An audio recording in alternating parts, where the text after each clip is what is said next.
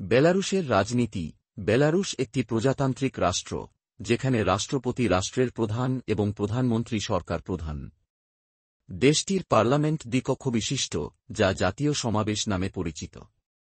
এটি প্রতিনিধি পরিষদ, নিম্নকক্ষ, এবং প্রজাতন্ত্র পরিষদ, উচ্চকক্ষ নিয়ে গঠিত।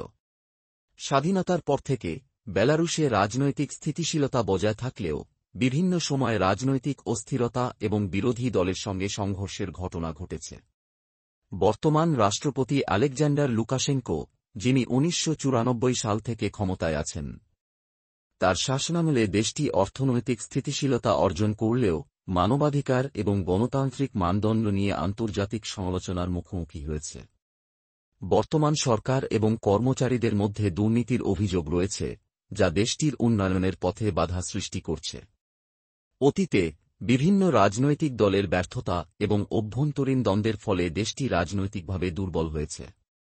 বর্তমানে বেলারুশ আন্তর্জাতিক সম্পর্ক এবং অর্থনৈতিক উন্নয়নের মাধ্যমে ভবিষ্যৎ চ্যালেঞ্জ মোকাবেলার পরিকল্পনা করছে। তাদের পররাষ্ট্রনীতি রাশিয়া এবং অন্যান্য প্রতিবেশী দেশের সঙ্গে সুসম্পর্ক বজায় রাখতে মনোযোগী, যা দেশের জন্য মঙ্গলজনক।